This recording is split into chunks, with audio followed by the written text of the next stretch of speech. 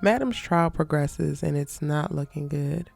What's good, y'all? It's your guest is Erica Vane coming to you right here on Erica Vane TV with another All the Queen's Men video. And in this one, I'm breaking down season 4, episode number 10. If you're new here, hit that subscribe button and turn your bell notifications so you don't miss out on any of my All the Queen's Men content and conversations. Y'all, episode 10 gave exactly what episode 9 gave. If you missed my breakdown for that, you can go ahead and check it out. I will link it in the cards above. It's also linked in the All the Queen's Men playlist. Episode 10 is just a continuation of episode 9. At the top of the episode, we're back in the courtroom for another day. And who's taking the stand is Lola's husband, apparently, which I'm not going to go back and rewatch, y'all, but I guess I kind of need to go back and rewatch because why did I think that her husband was dropped into a vat of acid? But then when he tells a story about, what happened to him, I'm like, oh, that was him. Madam has had so many heinous ass victims that I am actually starting to lose track of what happened to who in reference to the heinous act situation. So Lola's husband is very much still alive. And I don't know. I think that they're trying to use Lola as a character convincingly or in a very unique and interesting way. I want to believe that like her double agentness is adding to the story, but honestly, it's really just kind of adding to the confusion because we get to see in this episode, she meets up with Detective Davis. They have their little inconspicuous meetup, which looks stupid as hell. And if anybody is looking at y'all, we know that you're talking to each other. There's this whole damn park and Detective Davis, you decide that you're going to walk your ass and sit next to her on this picnic table and she just going to read this book and you talking on the phone, but y'all talking to each other and you want us to believe that y'all have no relationship with each other. The people who would actually be looking to see if y'all are actually engaged with one another, if Lola has turned bad or not, would be able to see this and not even hear what the hell y'all saying and be like, oh, nope, no. Because Lola should be distancing herself visually from you. This is stupid. It's not well thought out. So then it's this type of stuff that affirms like, oh, Lola is not actually bad. She's literally broke in. She gave the tip about the blood on the wall. She did this, she did that. But she also, and I guess that's like some type of ploy now that I think about it, comes to Blue and like, oh, they are going to come and they're going to search, and she gives this information away. And then she reveals, that Trouble is going to be testifying next, which is ultimately going to compromise Trouble and specifically compromise the testimony that Trouble would give. So it's like, also, girl, that is messing up Detective Davis's case. You weren't actually supposed to reveal that. So it's not hard to see where Lola falls, because at the end of the day, I'm going to assume that she's still on the right side of things. She's just sloppy because all of it's sloppy.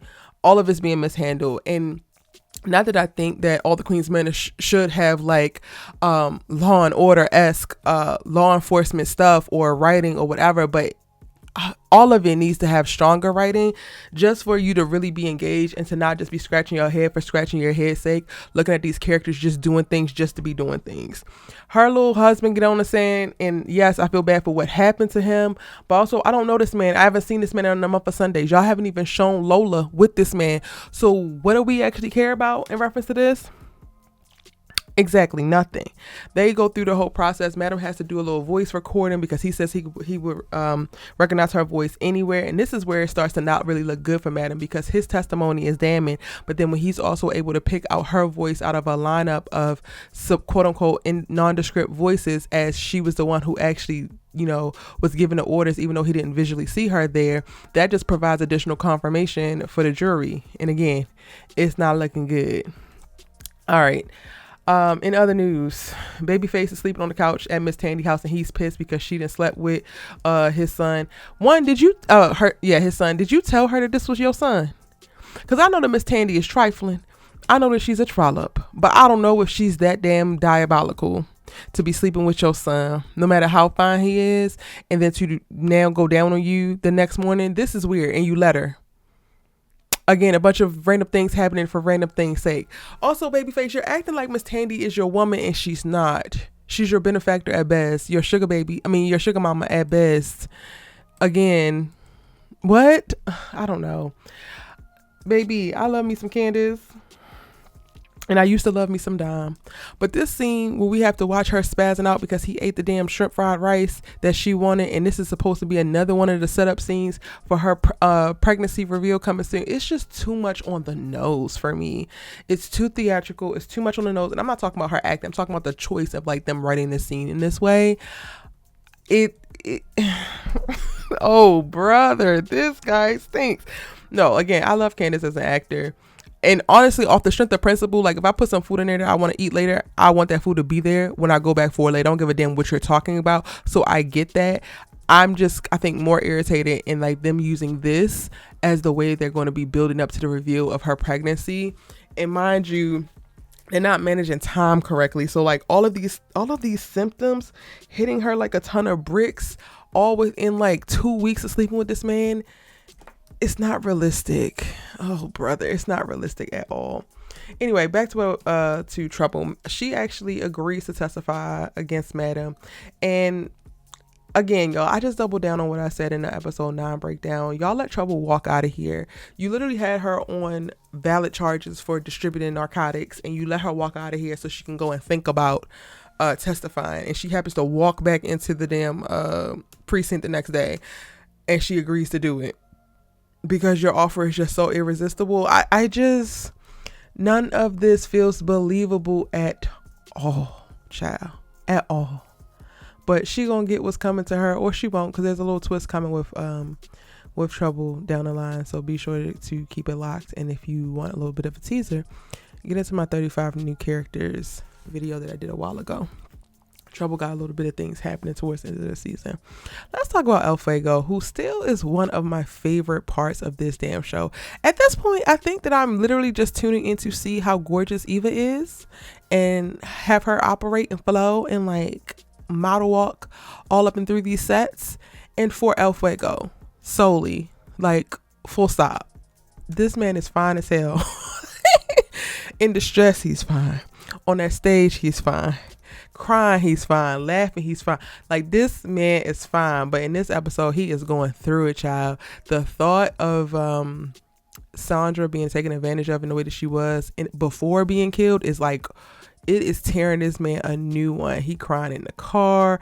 Last episode, we saw him, you know, in the weight room, punching the bag and going off. He walks in on midnight considering doing that whole R-word fantasy with Renee again, and he loses it on them because they joking about R-word, and they ain't that, I mean, and it's very serious and they need to stop playing. He's right.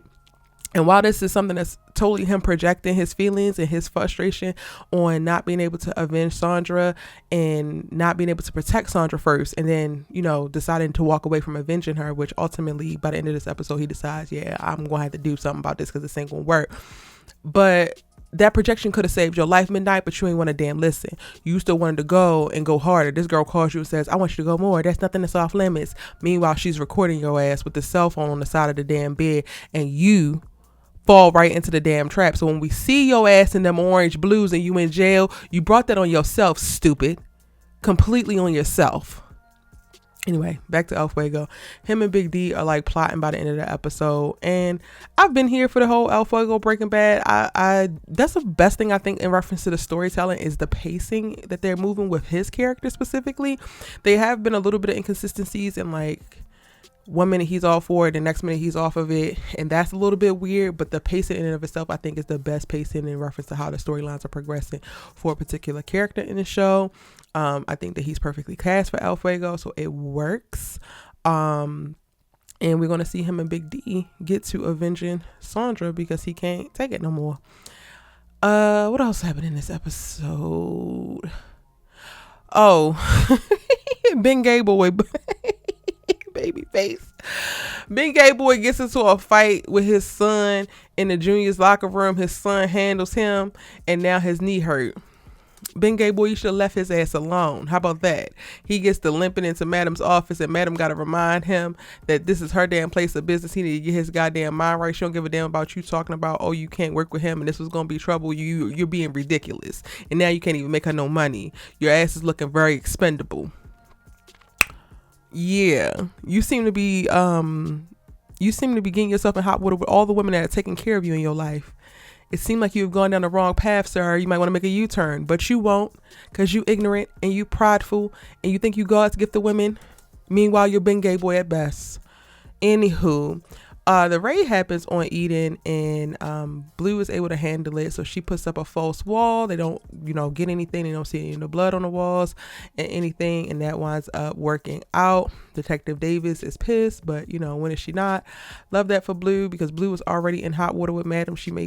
Madam makes Tommy follow her early on in the episode when she leaves the courthouse after she's taken a call, and Tommy is very suspicious of Blue. Madam has been suspicious of Blue, even though when Tommy comes back like, yeah, I don't trust it. Madam's like, well, it probably was this, and this, and it's cool. So who knows? But that whole relationship is going to continue to devolve. I've already done a few videos about that. So again, check the All the Queens Men playlist, as I've explored a few theories prior to the season returning. And if Blue is going to turn on Madam, or Madam is going to turn on Blue, are 2 videos that I have already made and discuss where I think their storylines are going respectively. I think that's pretty much it in reference to everything that happened to the episode. Weirdo Mama Amp comes to Eden talking about she here to support her damn son. You here to support your son stripping, ma'am? If there's one place that I don't want my parents to show up and support me, it's when I'm stripping. You sound stupid, lady. But okay. She likes to taunt Madam, and whatever happens to her, girl, what is going to happen to you, because you asked for it as well. You and Jean, y'all going or have earned exactly whatever the hell Madam did to y'all or does to y'all in the future. That's pretty much it. Let me know your thoughts in the comment section down below. It's your good sis, She Loves Talk TV with, and I'll see you in the next one.